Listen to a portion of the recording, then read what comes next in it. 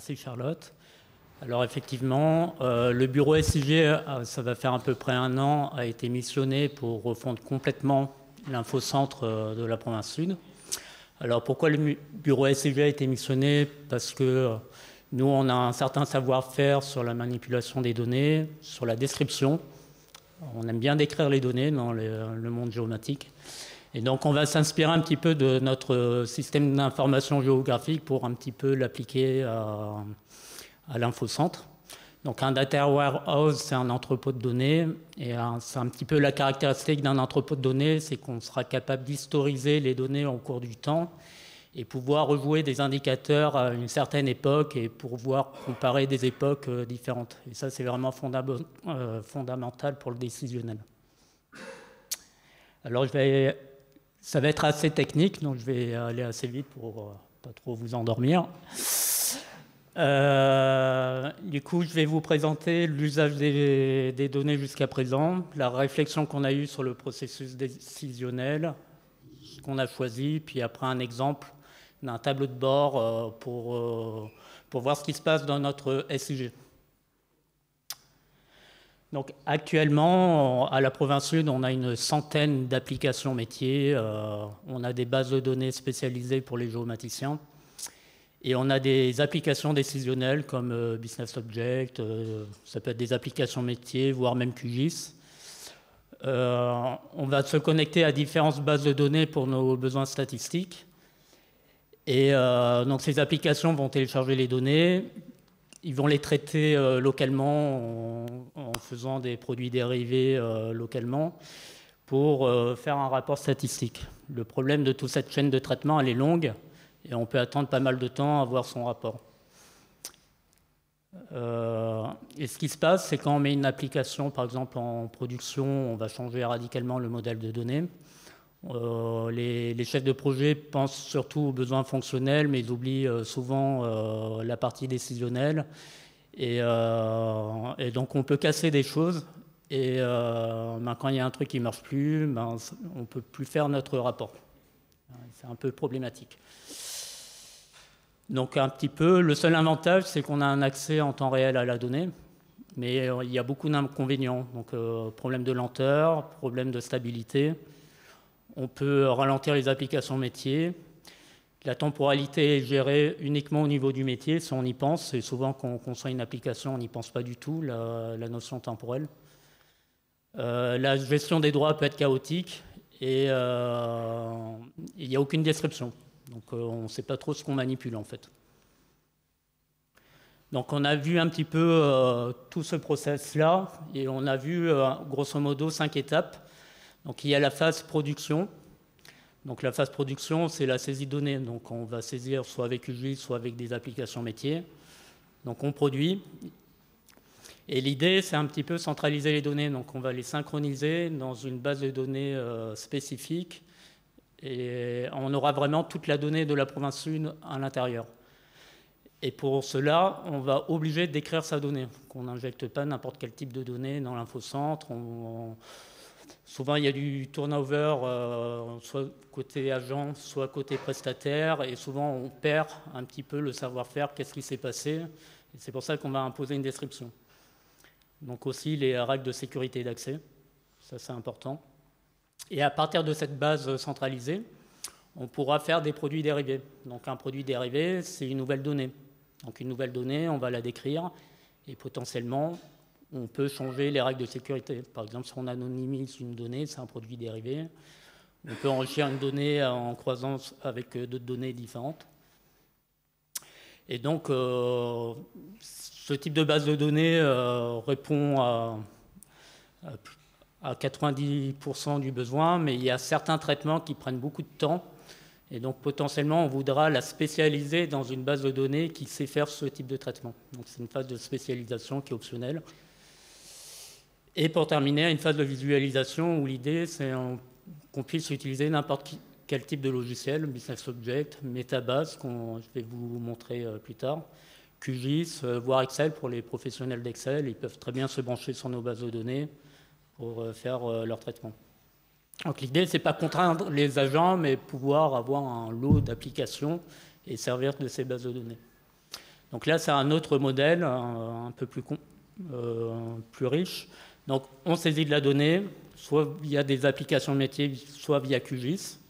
On a la partie base productive de données.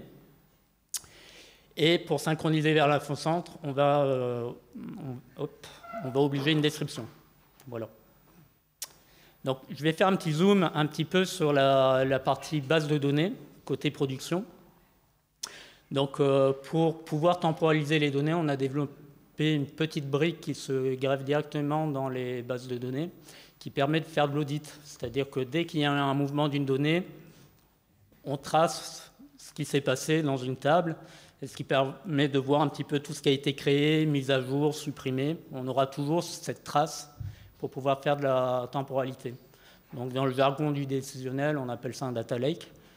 Et ça, c'est très important. Et le chef de projet sera maître de configurer ce qu'il souhaite auditer dans sa base de données, parce qu'on a des contraintes à RGPD. Il y a certaines données dont on n'a pas le droit de stocker. Par exemple, moi, j'ai une application qui s'occupe du parc automobile de la province sud.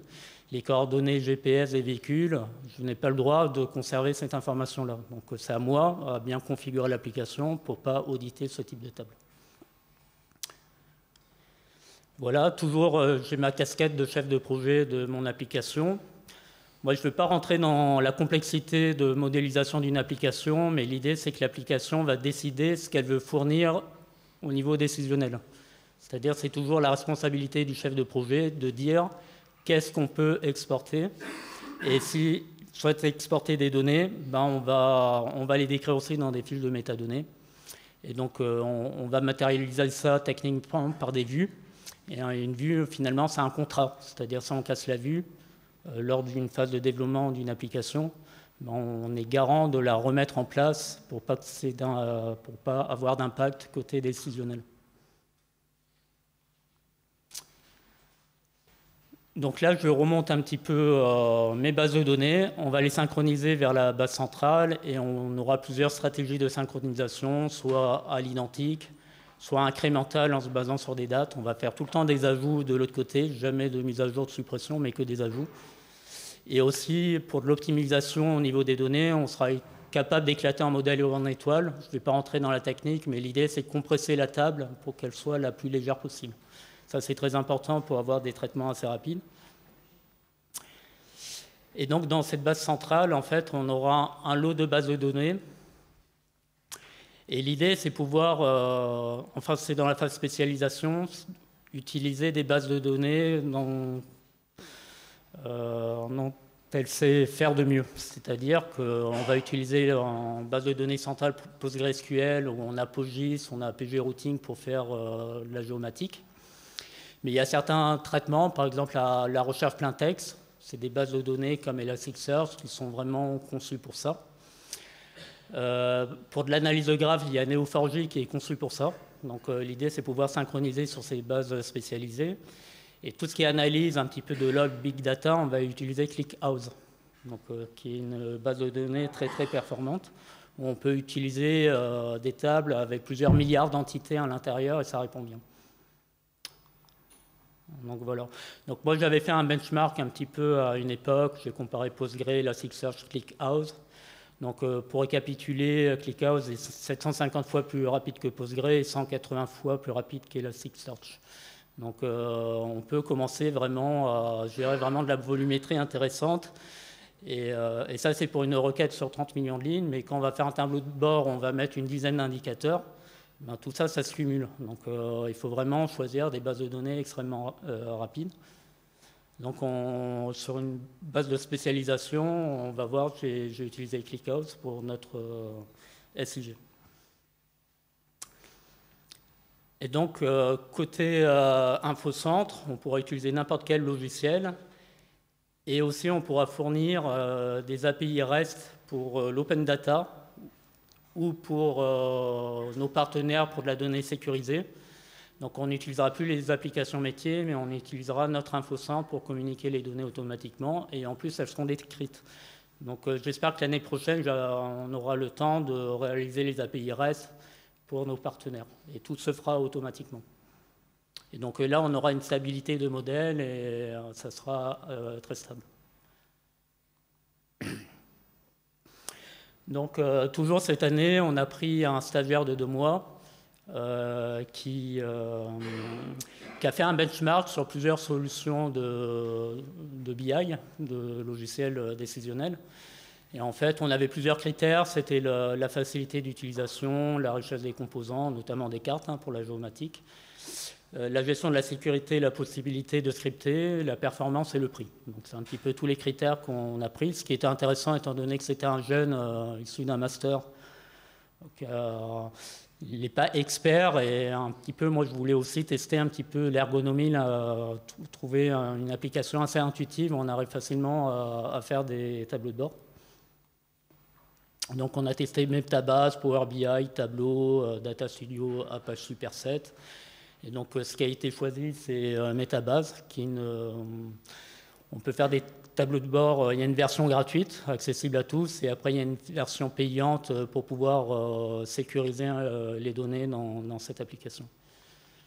Donc grosso modo, les types de cartes qu'on peut faire avec Metabase, c'est les cartes choroplètes, les cartes gris et les cartes de type point. Donc ça va être surtout les deux premières qu'on va utiliser.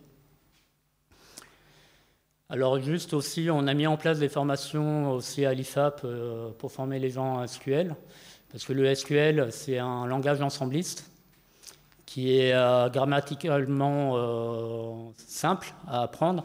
Et en fait, le SQL, sur toute la chaîne, on va se rendre compte qu'on s'en sert, que ce soit côté application informatique, côté décisionnel, dans Metabase. Et donc, au lieu de spécialiser des personnes à apprendre un logiciel, on va plutôt décider d'apprendre plutôt un langage pour pouvoir facilement basculer de logiciel s'il le faut, parce que le SQL, on l'utilise partout.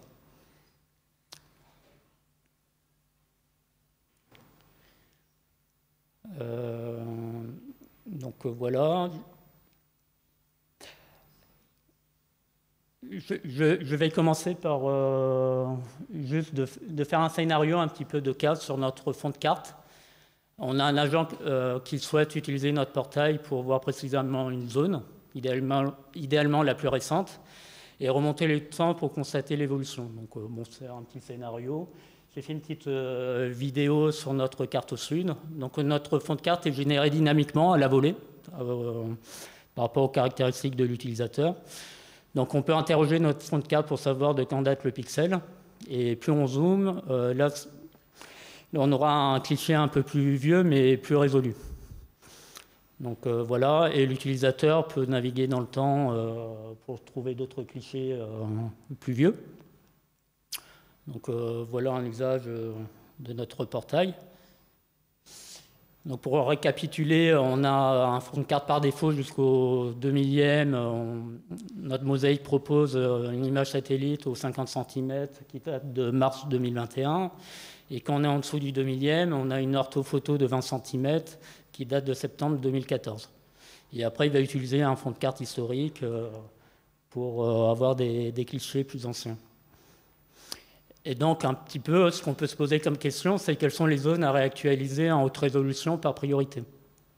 Parce que, donc, sachant que la DREM, qui fait ce type d'acquisition, n'a pas le budget pour tout acheter. Parce que ça coûte cher de faire une acquisition sur tout notre territoire aux 20 cm ou 10 cm. Donc, nous, en tant que DSIN, ce qu'on peut apporter, puisque nous, on sait l'usage des données, comment on les utilise et tout ça. Notre valeur ajoutée en tant que DSIN, c'est on peut regarder le trafic du fond de carte de l'année écoulée et voir un petit peu si on est sur des vieux clichés ou pas et éventuellement déclencher des acquisitions sur certaines zones. Alors, il me reste combien? Bon, je vais aller vite. Donc, juste pour vous montrer, Doctor, c'est une application métier qui s'occupe des synchronisations. Donc, je vais aller dans mon SIG Geodata pour récupérer les requêtes. Je vais faire une fiche de métadonnées pour décrire ma donnée. Donc, je vais dans mon catalogue, je crée de la donnée.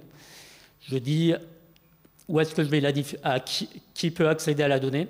Donc, c'est dans mon catalogue que je vais dire ça. Comment classer la donnée, je vais décrire ça. Je vais synchroniser vers ma base centrale en disant où. Quelle fréquence de synchronisation et quel type de synchro je vais choisir. Donc là, je suis dans ma base de données. Et là, je vais pouvoir faire des produits dérivés et synchroniser sur ma base spécialisée qui est ClickHouse. Donc ClickHouse compresse beaucoup les données.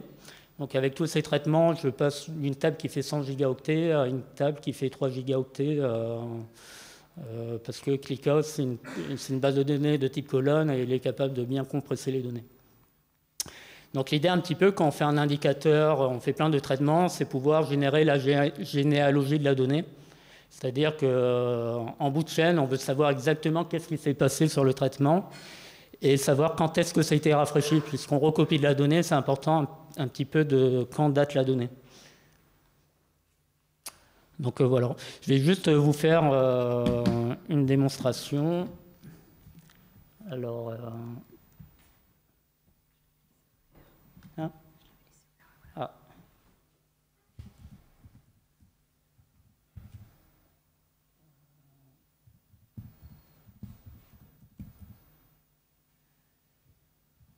ah mince, j'ai écrit pardon.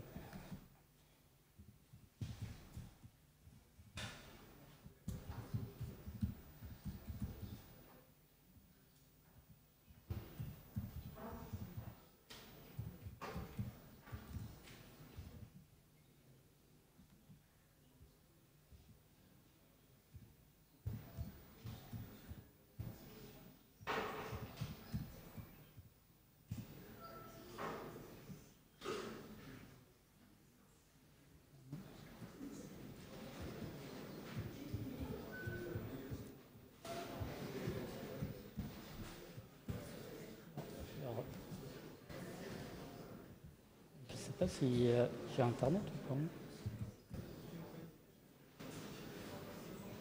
pas. Ah. Oui, c'est ça. Essaye de faire ce que j'ai enregistré le mot de passe. Non, mais c'est bon là. Je pense que ça va le faire. Ça va le faire là. Ah, voilà. C'était un problème d'Internet, excusez-moi. Donc là, je suis dans Metabase. Ah. Attends, je peux déplacer? Je pense que vous Voilà. Donc, par contre, il faut que je regarde sur le projecteur. Alors, j'ai un premier tableau de bord. Ah. Bon, la résolution est... Donc, l'idée un petit peu... bon, l'affichage n'est pas top. Donc,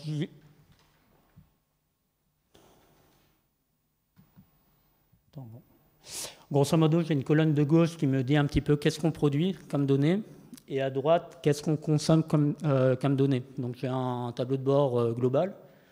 Donc moi, ce qui va m'intéresser un petit peu, c'est ce qu'on consomme. Donc on a à peu près 82 millions de requêtes qu'on analyse en temps réel. Et donc je vais m'intéresser aux services.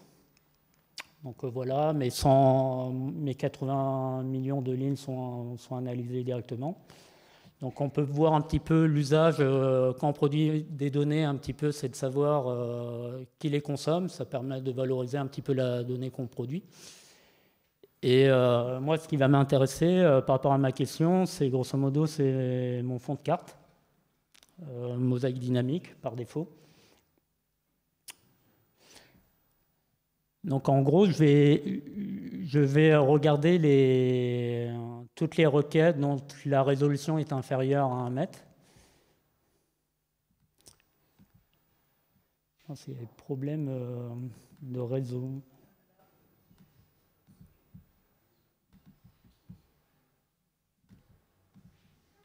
Ouais.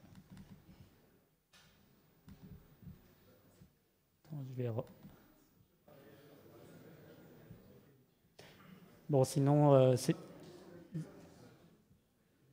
Hop. Non, je ne sais pas, bon, c'est pas grave. Ouais, je pense que le Wi-Fi de l'université n'est peut-être pas assez puissant. Je vais repasser sur... Alors, peut-être que tu peux nous donner quelques mots pour conclure, parce que je sens que le froid de la clim vous glace et qu'un petit café chaud vous ferait du bien. Hein, j'ai l'impression. Donc, Roman... voilà. Par cette démo, qu'est-ce que tu voulais nous présenter peut-être pour Pour conclure, en tout cas, qu'est-ce qui, toi, t'a intéressé et que tu souhaiterais partager? D'accord. Juste pour conclure, grosso modo, on peut voir un petit peu sur notre SIG, c'est répondre un petit peu là en exemple où est-ce qu'il faut aller acheter de la donnée parce qu'on voit qu'il y a énormément de trafic et sur des vieilles données.